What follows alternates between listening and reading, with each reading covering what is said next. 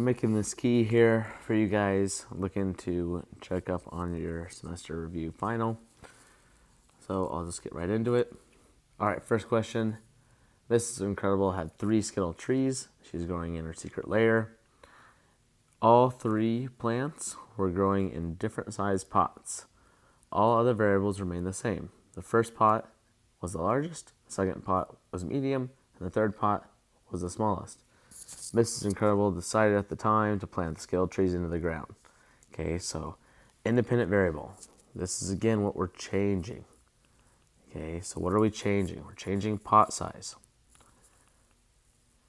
What's the dependent variable? Well, we're trying to measure the number of berries produced. And we're wondering if pot size has anything to do with that. This one's tricky. What is the control in the experiment? It's going to be pot number B, the average one. And then we're going to compare that to the larger size pot and the smaller size pot. Constants are things that need to stay the same. So light, soil, maybe amount of water, another good one. You could say temperature, all good factors that should stay the same. All right, next one, Dash. So Incredible's Dash is the really fast kid. He's gonna run around, okay? So they wanna know different types of socks, how that will affect the number of blisters Dash gets when he runs. Okay, so they're gonna buy 5 of the same shoe, constant, then buy 5 pairs of the Run Fast socks with different thicknesses. Super thin, thin, medium, crusty, cushy, or extra cushy. What is the thing we're changing? Well, we're changing the thickness of these socks. What is the thing we're measuring? Measuring number of blisters. If Violet and Dash were to graph their results, which variable would go on the y-axis? So y is up and down. This is going to be what we're measuring, so the dependent. And what we're changing is going to go on the bottom of it. That's going to be independent. So we're going to graph the number of blisters. And we are going to put on the x-axis what we're changing, which is the type or thickness of the sock.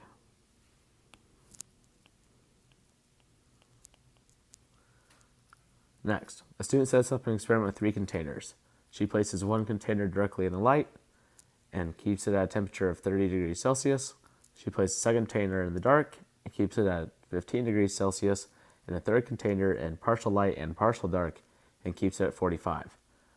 What is wrong with this experiment? Well, right off the bat, there are too many variables. Okay, there's too many variables that we're testing. How could they fix this? Well, one of the solutions is you could either have all light the same or no light the same. Okay? Or you could make all the temperatures the same. All right. An enzyme can change the rate of reaction. Based on the graph, what would you conclude about the relationship of the enzyme? So we're going to increase enzyme concentration on the x-axis. And then we are going to measure the amount of carbon dioxide produced. And I would say that there is a positive relationship because when enzyme concentration increases, so does the amount of carbon dioxide produced. We'll see this in the form of reactions speeding up. So if I want lots of carbon dioxide, I need to have lots of enzyme concentration. Does this graph show positive or negative? It is showing a positive. What would a graph look like if it was negative? If it was negative, as this increased over here on the x-axis, the y-axis, or what we're measuring, would decrease. Okay, so that's going to be what is a negative relationship. Next, we're looking at temperature, and we're measuring the effects the ability of bacteria have on reproducing. So bacteria 1, at these temperatures, reproduced at these percentages, and bacteria 2, at same set of temperatures, reproducing at different rates. Since we're changing temperature, and there's 2 different bacteria, so we're changing 2 different independent variables here. Which type of graph would be used? I would suggest a double line graph. It would be a pie graph if we were not plotting another or not a dependent variable. Okay, so if this was just purely percentages, this would be a pie graph. It is not stem and leaf plot. We have never talked about that. Do not select the answer. What are we measuring? Well, we're measuring the ability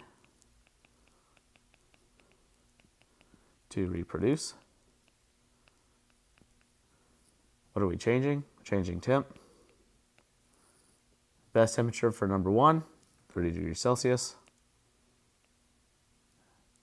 Does number 2 prefer cold or hot temperatures? Well, 0 degrees Celsius is freezing point for water, and it grows at 95%. So I'm going to suggest that it stay in a cold environment.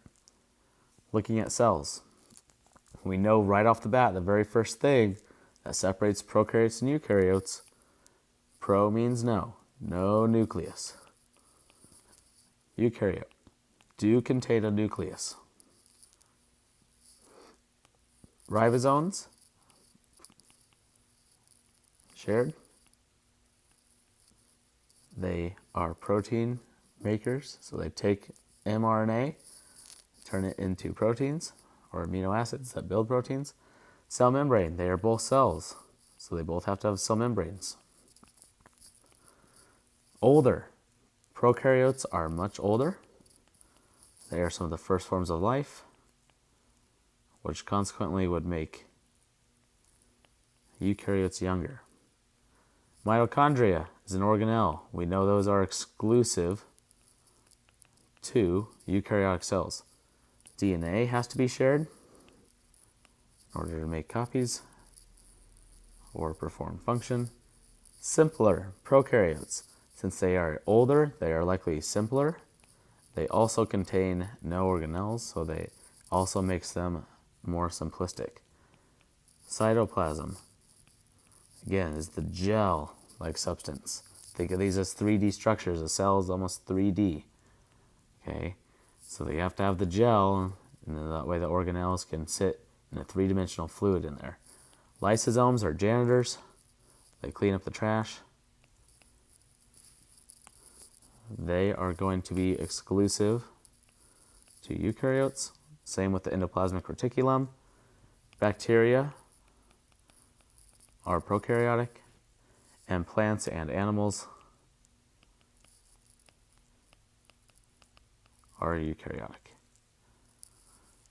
Semipermeable membrane, right? Semipermeable membrane controls what comes in and out of the cell.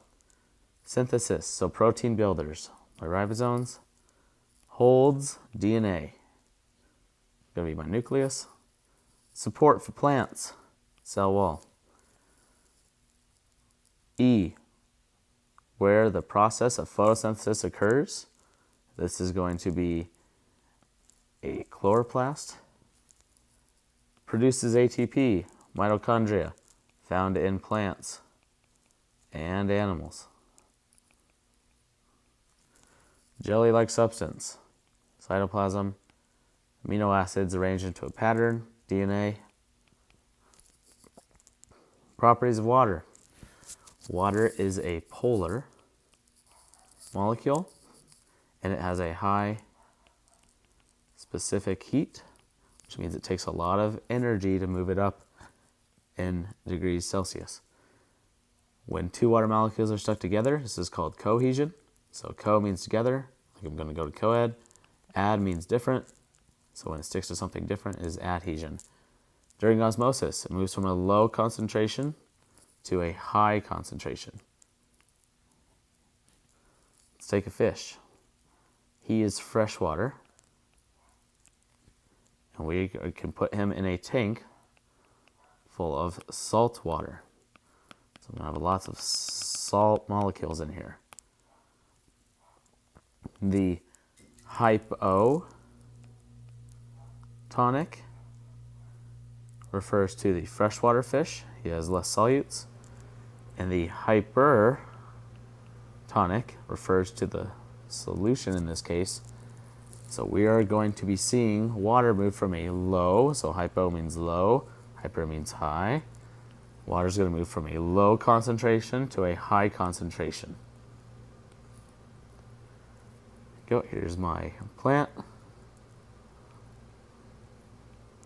So a nice pretty flower. I'm going to throw salt on the ground.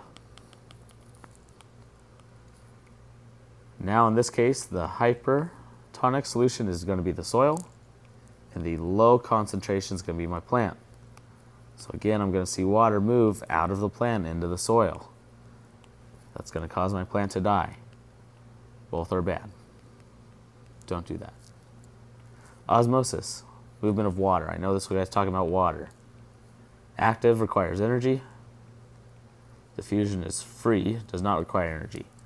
Does not require energy. Movement of water. Osmosis. Does require energy. Does require energy. Movement of gases or glucose or oxygen across membrane does not require energy. Diffusion. All right, write the formula for photosynthesis. Okay, so I know. What am I going to start with? I'm going to start with light. Light plus, it takes carbon dioxide out of the air. It also takes up water. And all this together with some other cellular processes is going to spit out oxygen for us to breathe, and also glucose, so a carbohydrate. Put a circle around the products. Products at the end. Put a square around reactants, what you're putting into the equation. Cell respiration, the exact opposite. So you're going to breathe in oxygen. You're going to eat sugars and break them down for energy. Tear apart those bonds. You are going to produce ATP. This is energy for us. Adenosine triphosphate. You're going to produce carbon dioxide gas. And you are going to produce water. Again, put a circle around products. Products. Square around reactants, what you put into it. Short-term energy, carbs. Long-term energy, lipids. Second source energy, lipids. Controls the life of a cell by holding directions needed for function. Nucleic acids. Helps build cell membranes, lipids. Builds up muscle, skin, hair, proteins. Created by cells during photosynthesis, carbs. Blueprints for proteins. Remember, DNA, blueprints. All right, so that's pages 1 through 5. Hopefully you guys got a stamp today. Feel free to check yourselves out. Make sure that you have all of the correct answers. I'll be posting another key tomorrow.